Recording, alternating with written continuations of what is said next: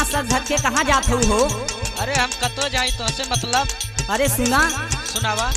ए गोरिया सिंगार सजा के लागेलू भरपूर, आवा आवा है ने आवा कहाँ जालू दूर, आवा चली अकबरपुर, चला चली अकबरपुर, आवा चली अकबरपुर, चला चली अकबरपुर, आवा चली अकबरपुर, चला चली अकबरपुर। ए गोरिया सिंगार सजा के लागेलू भरपूर, आवा आवा है ने आवा कहाँ जालू दूर, आवा चली अकबरपुर, चला चली अकबरपुर, आवा चली अकबरपुर, चला चली अकबरपुर, आवा चली अकबरपुर, चला चली अकबरपुर।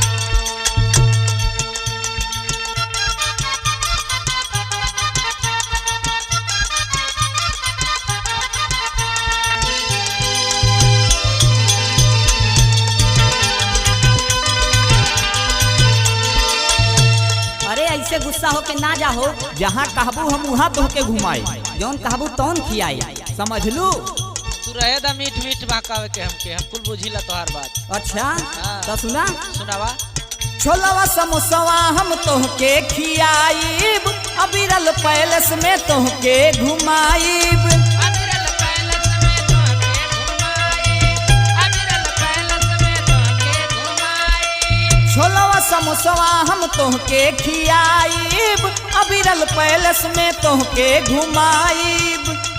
बतिया मना हमर गोरी ना जा हमसे रूठ, ए गोरिया सिंगार सजा के लागेलू भरपूर, आवा चली अकबरपुर, चला चली अकबरपुर, आवा चली अकबरपुर, चला चली अकबरपुर, आवा चली अकबरपुर, चला चली अकबरपुर।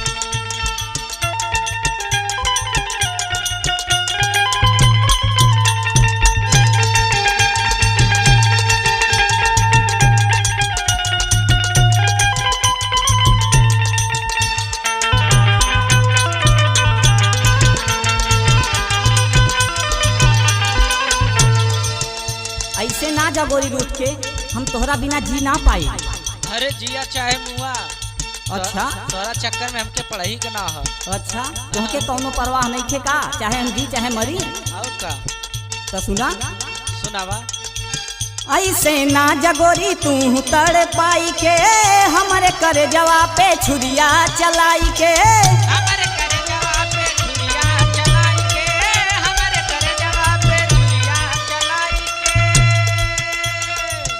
ऐसे ना जगोरी तू तड़ पाई के, हमारे कर जवा पे छुरिया चलाई के। आकाश के तू बतिया मना ना जा गोरी रूठ, आकाश के तू बतिया मना ना जा गोरी रूठ, आवा चली अकबरपुर, चला चली अकबरपुर, आवा